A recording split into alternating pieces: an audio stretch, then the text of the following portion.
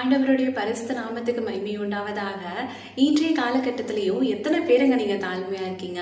நம்மளுடைய மைண்ட் செட்ல தாழ்மை அப்படின்னா எப்படிமா இருக்கு? ஒருத்தவங்க நம்மள்ட்ட நம்மளை பத்தி பெருமையா பேசுறாங்க அப்படிங்கும் போது அப்படிலாம் இல்லைங்க அப்படின்னு சொல்லி இருக்கிறத நம்ம தாழ்மைன்னு சொல்லி நினைச்சிட்டு இருக்கோம்.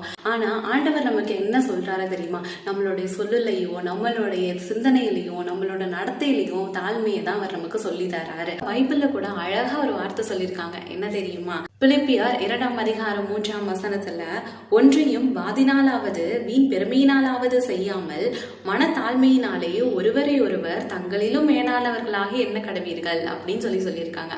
அதாவது இன்னொருத்தவங்களை நம்மளோட மேலானவர்களாக நம்ம எண்ணணும் அப்படிங்கறத ஆண்டவர் இங்க சொல்லியிருக்காருங்க. இப்ப எக்ஸாம்பிளுக்கு எடுத்துக்கோங்களேன், உங்களுக்கும் இன்னொருத்தவங்களுக்கும் ஒரு சண்டை, ஒரு ஆர்கியூமெண்ட் போகுதுன்னு வச்சுக்கோங்க. அந்த ஆர்கியூமெண்ட்ல நீ பெருசா நான் பெருசான்னு சொல்லி திரும்ப திரும்ப ஆர்கியூ பண்றதை விட ஓகேமா விட்டு கொடுத்து போயிடலாம் அப்படின்னு சொல்லிட்டு அந்த இடத்துல நீங்க உங்களோட வாதத்தை விட்டு கொடுத்து போறது கூட அந்த இடத்துல ஒரு தாழ்மை தாங்க. இதை பத்தி மத்தவங்க என்ன வேணா சொல்லலாம், நீ ஏன் விட்டு கொடுக்குற, நீ ஏன் இந்த இடத்துல வந்துட்டு உன் மேல தப்பு இல்லையே, நீ ஏன் சாரி கேட்டு வந்த அப்படின்னு சொல்லிட்டு உங்களை நிறைய பேர் சொல்லலாம்.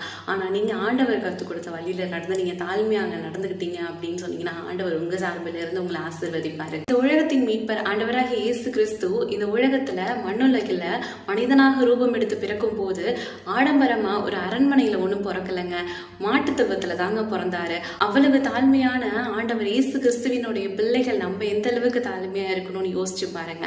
அது மட்டும் இல்லாம யாக்கோபு 4ஆம் அதிகாரம் 6ஆம் வசனத்துல நீங்க வாசிக்கும் போது, தேவன் பெருமை உள்ளவர்களுக்கு எதிர்த்து நிற்கிறார், தாழ்மை உள்ளவர்களுக்கு கிருபை அளிக்கிறார் அப்படின்னு சொல்லி எழுதியிருக்கு. அப்ப தேவனே பாருங்க, பெருமை உள்ளவர்களுக்கு எதிர்த்து நிற்கிறார், தாழ்மை உள்ளவர்களுக்கு தான் அவர் கிருபை அளிக்கிறார். நீங்க அப்ப இந்த நிறைய விஷயத்துல பெருமை பாராட்டிட்டு இருக்கீங்களா, இல்ல தாழ்மையை பின்பற்றி வரீங்களா அப்படின்னு நீங்களே உங்களை சிந்திச்சு பாருங்க.